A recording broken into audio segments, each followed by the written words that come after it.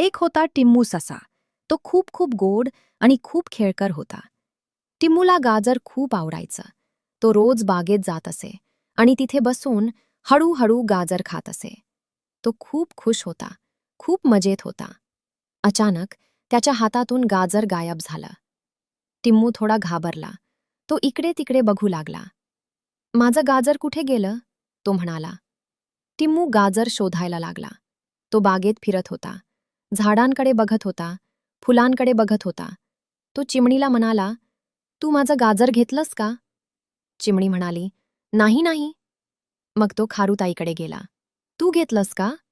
खारुताई म्हणाली, मी नाही घेतलं. टिम्मू खूप दुःखी झाला. तो एकटाच बसला, शांत बसला. तेवढ्यात त्याला एक छोटा उंदीर दिसला. तो शांत बसला होता आणि त्याच्या हातात गाजर होतं. उंदीर म्हणाला, माफ कर, मला खूप भूक लागली होती. टिम्मू थोडा विचारात पडला. मग तो हसला. ठीक आहे, काही हरकत नाही. आपण दोघं मिळून खाऊया. दोघांनी मिळून गाजर खाल्लं. दोघे खूप खुश झाले. ते खेळू लागले, हसू लागले आणि बेस्ट फ्रेंड्स बनले. त्या दिवसापासून टिम्मू नेहमी शेअर करत असे. तो सगळ्यांबरोबर खेळत असे, कारण शेअर केल्याने आनंद दुप्पट होतो.